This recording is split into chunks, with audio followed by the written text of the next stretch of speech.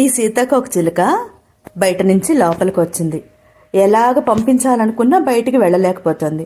నేను అనుకుంటాను, మనకేమో స్వేచ్ఛ కావాలి, బయటికి వెళ్ళాలి, వాటికేమో బయట నుండి స్వేచ్ఛను ఉపయోగించుకోవచ్చు కదా, లోపలికి ఎందుకు రావడం, వచ్చి ఏ ఫ్యాన్ రెక్కలకో తగిలి పడిపోతూ ఉంటాయి. నాకు ఎంత బాధగా ఉంటుందో తెలుసా. వాటితో చెప్తూ ఉంటాను, ఎందుకమ్మా మేమేమో స్వేచ్ఛ కోరుకుంటున్నాం, నువ్వేమో లోపలికి వస్తున్నావంటే మా పిల్లలు నవ్వుతారు.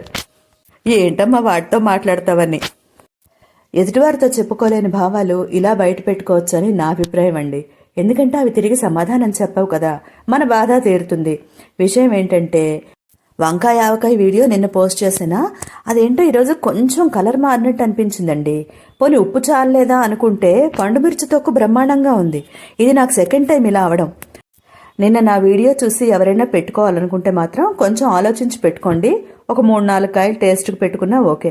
ఈరోజు వంట అయితే చారు అన్నమండి. నాకు బాగా జలుబుగా ఉంది అందుకని.